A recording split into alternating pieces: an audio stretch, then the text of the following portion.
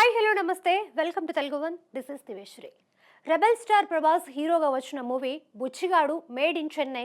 అందులో త్రిష చెల్లెలిగా చేసిన భామ సంజనాని సెకండ్ హీరోయిన్ అని కూడా భావించవచ్చు. పవన్ కళ్యాణ్ సర్దార్ గబ్బర్ సింగ్లో కూడా ఒక ముఖ్యమైన పాత్ర పోషించింది. అవే కాకుండా మెయిన్ హీరోయిన్గా తెలుగు, తమిళ, మలయాళ, కన్నడ భాషల్లో పలు సినిమాలు చేసింది.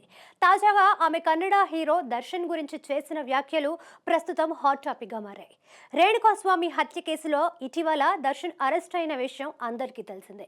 దీంతో కర్ణాటక వ్యాప్తంగానే కాకుండా దేశవ్యాప్తంగా దర్శన్ మీద నిరసన జ్వాలలు వ్యక్తమవుతున్నాయి. దర్శన్ని సినిమాల నుంచి బహిష్కరించాలని డిమాండ్ రోజురోజుకి పెరుగుతోంది. రేణుకాస్వామి తల్లి అయితే తన బిడ్డని చంపిన హంతకుల్ని ఉరి తీయాలని కూడా అంటోంది. ఇక ఇప్పుడు ఈ విషయంపై సంజన మాట్లాడుతూ దర్శన్ వ్యవహారం కన్నడ సినీ పరిశ్రమకి బ్లాక్ డే లాంటిది. కన్నడ ప్రజలు దర్శన్ సినిమాలని చాలా ఇష్టపడతారు, ఆరాధన భావంతో పూజిస్తారు కూడా. నాకు తెలిసిన దర్శన్ చాలా సున్నితమైన స్వభావి, గౌరవప్రదమైన వ్యక్తి. షూటింగ్ సమయంలో నన్ను చాలా ఆప్యాయంగా చూసుకునేవాడు. కనీసం నన్ను పేరు పెట్టి కూడా పిలిచేవాడు కాదు. జీ సునియే అమ్మ అని పిలుస్తాడు. స్త్రీని గౌరవించడంలో ఎప్పుడూ ముందుంటాడు. కానీ దర్శన్ ప్రస్తుత పరిస్థితి చూసి షాక్ అయ్యాను. నేనే కాదు, బహుశా కర్ణాటకలోని ప్రతి వ్యక్తి షాక్కి గురై ఉంటాడు. అలాగే ఈ సంఘటనతో నాకో విషయం తెలుస్తోంది. మనకి తెలిసిన వ్యక్తిలో రెండు విభిన్న ప్రాశ్యాలు ఉంటాయని అర్థమవుతోంది.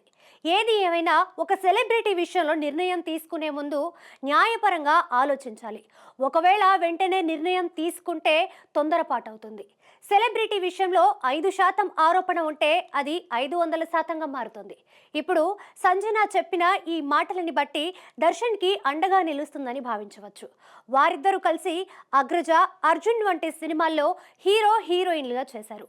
సోషల్ మీడియాలో కొంతమంది చనిపోయిన వ్యక్తి గురించి ఆలోచించవా అంటూ కామెంట్స్ పెడుతున్నారు.